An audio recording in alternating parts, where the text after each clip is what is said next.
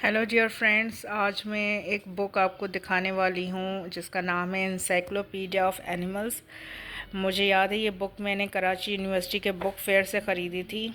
और जब मेरा कुछ पढ़ने का मूड नहीं होता है तो मैं ये बुक्स जस्ट देखती हूँ, एक एक पेज खोल के इनकी पिक्चर्स को देखती हूँ तो मुझे बड़ा अच्छा लगता है, मेरा स्ट्रेस रिलीफ़ हो जाता है।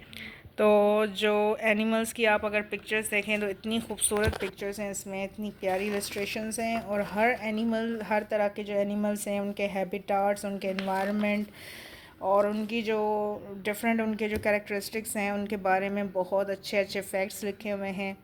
ये एक पेट वाइपर की एक पिक्चर है जो कि बहुत प्यारी है।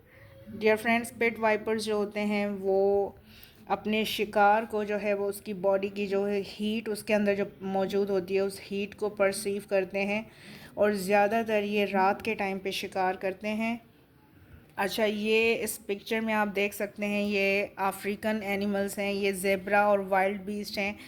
तो डियर फ्रेंड्स, जो वाइल्ड बीस्ट और ज़ेब्रा होते हैं ये लैंड पर, ज़मीन पर माइग्रेट करने वाले एनिमल्स हैं, जो कि वैसे तो ऐसे एनिमल्स जो हैं वो ओशन में, मैरीन और एक्वेटिक लाइफ में भी पाए जाते हैं, लेकिन ये दो जो स्पीशीज़ हैं ये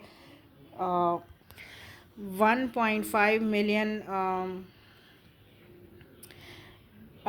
वाइल्ड बीस्ट जो हैं वो 2900 किलोमीटर जो है वो माइग्रेट करते हैं in search of food and water. तो ये एक बहुत ख़ास इनका कैरेक्टरिस्टिक्स है। और इसके अलावा ये ग्रिज़ली बियर है। डियर फ्रेंड्स, ग्रिज़ली बियर्स जो होते हैं वो ऐसे रिवर्स और एक्वेटिक हैबिटाट के करीब रहते हैं जहाँ पे साल्मन फ़िश पाई जाती है, ताकि वहाँ पे ये उसको शिकार करें और उस साल्मन फ़िश से जो है वो इनको बहुत अच्छी प्रोटीन सोर्स इनको जो है वो मिल जाता है, जिसकी वजह से इनको हाइबरनेशन में बड़ी इनको जो है वो मदद मिलती है। इसके अलावा यहाँ पे एक एलिफ़ेंट की एक पिक्चर है जिसमें, अब एलिफ़ेंट के बारे में यहाँ पे लिखा हुआ है कि एलिफ़ेंट्स जो होते हैं उनकी जो प्रेगनेंसी का पीरियड होता है वो 2 साल होता है। ये अपने अंदर अपने वूम में जो इनका जो बेबी होता है, जो फीटस होता है, उसको 2 साल तक रखते हैं और 2 साल बाद वो अपने बच्चे को डिलीवर करते हैं।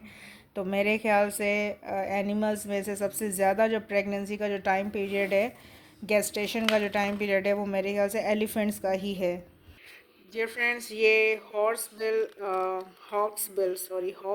टर्टल है।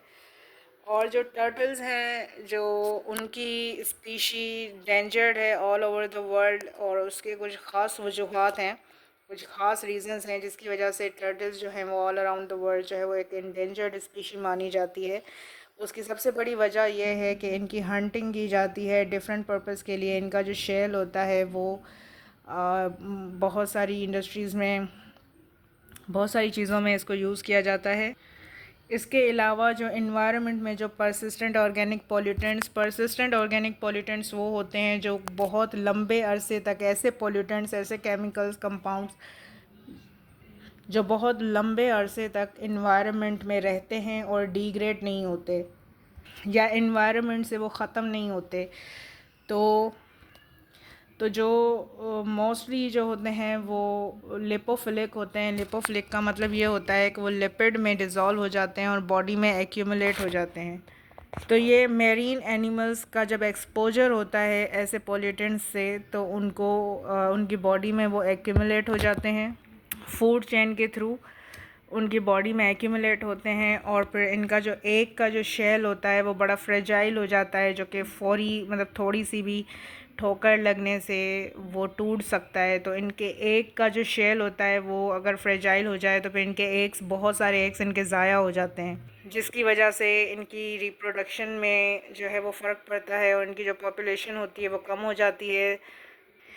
तीसरी सबसे बड़ी वजह है कि ये टर्टल्स जो होते हैं वो पानी में से निकल के सैंड पे जाते हैं, इनकी नेस्टिंग एरियाज़ कहलाती हैं वो नेस्टिंग एरियाज़ में जाकर अपने एग लेइंग करते हैं। वहाँ पे उनके जो है वो जो बच्चे होते हैं वो हैच होते हैं और फिर वो ट्रेवल माइग्रेट करके फिर वाटर की तरफ जाते हैं। अब इस पूरे प्रोसीजर में इनके जो एग्स होते हैं या तो क्योंकि फ्रेजाइल शेल होने की वजह से या तो वो टूट जाते हैं या फिर वहाँ पे जो बर्ड्स वगैरह की जो पॉपुलेशन होती है या और एनिमल्स होते हैं वो इन एग्स को नुकसान पहुंचाते हैं, खाते हैं या उनको तोड़ देते हैं, जिसकी वजह से ठीक ठाक पॉपुलेशन इनकी हैच होने से पहले ही इनकी बर्बाद हो जाती है। तो यहाँ कुछ रीज़न्स हैं जिसकी वजह से टर्टल जो है वो इंडेंजर्ड है और इसकी कंजर्वेशन के लिए काफ़ी कोशिशें की जा रही हैं। डियर फ्रेंड्स, जैसे आपको पता होगा कि मैमल्स की बहुत सारी कैटेगरीज होती हैं, उनमें से एग लेइंग मैमल्स होते हैं और एग लेइंग मैमल्स की सबसे जो बड़ी एग्जांपल दी जाती है वो प्लेटिपस है। ये ऑस्ट्रेलिया में पाया जाने वाला एक एनिमल है और ये a mature male platypus is 45 to 60 centimeter long. Females are usually smaller than males. Their large broad tails are use to store fat. तो इस एनिमल को डक बिल प्लेटिपस इनको कहा जाता है और ये ऐसे मैमल्स हैं जो कि आपको पता है मैमल्स का एक कैरेक्टरिस्टिक है कि they give birth to their babies and feed their babies with milk.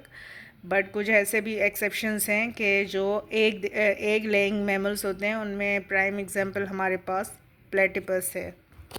इसके अलावा जो दूसरी हमारे पास मैमल्स की टाइप है वो पाउच्ड मैमल्स हैं। पाउच, उनकी बेली के ऊपर एक पाउच होता है जिसमें बॉडी जो इमेच्योर बेबी होता है वो उस पाउच में जाके अटैच हो जाता है जस्ट आफ्टर फर्टिलाइजेशन, और फिर वहाँ पे उसकी बाकी की डेवलपमेंट होती है। उसके बाद वो बेबी जब मैच्योर हो जाता है तो पाउच से बाहर आ जाता है। इसमें हमारे पास एक एग्जांपल है koala bear. A newborn koala weighs less than 0.5 gram. It cannot feed on leaves until it is 5 months old and does not climb out of the pouch until it is 7 months old. तो ये जो pouched animals होते हैं इनकी भी बड़ी slow development होती है जस्ट लाइक ह्यूमंस। और दूसरा हमारे पास जो एग्ज़ाम्पल है वो कैंगरू। बहुत हमारे पास जो है ये जब भी पाउच्ड मैमल्स की एग्ज़ाम्पल दी जाती है तो उसमें कैंगरू सबसे पहले एक एग्ज़ाम्पल दी जाती है। कैंगरू जो है वो ऑस्ट्रेलिया के नेटिव्स हैं और ये भी पाउच्ड एनिमल हैं। A young kangaroo or wallaby is known as a joey and it is the size of jelly bean at birth. A newborn joey crawls to its mother's pouch, attaches itself to a teat and sucks milk. जो kangaroo का जो newborn होता है वो उसको जोई कहा जाता है। वो जब बहुत छोटा होता है तो वो क्रॉल करके अपनी मदर के पाउच में चला जाता है और अपनी मदर के जो थन होते हैं जहाँ से मिल्क प्रोड्यूस होता है उसके साथ अपने आप को अटैच करता है, वहीं पे फीड करता रहता है। जब वो इतना मैच्योर हो जाता है कि पाउच से आने के बाहर की उसकी एज हो जाती है तो फिर वो बाहर आता है और एक एडल्ट कैंगरू बन जाता है।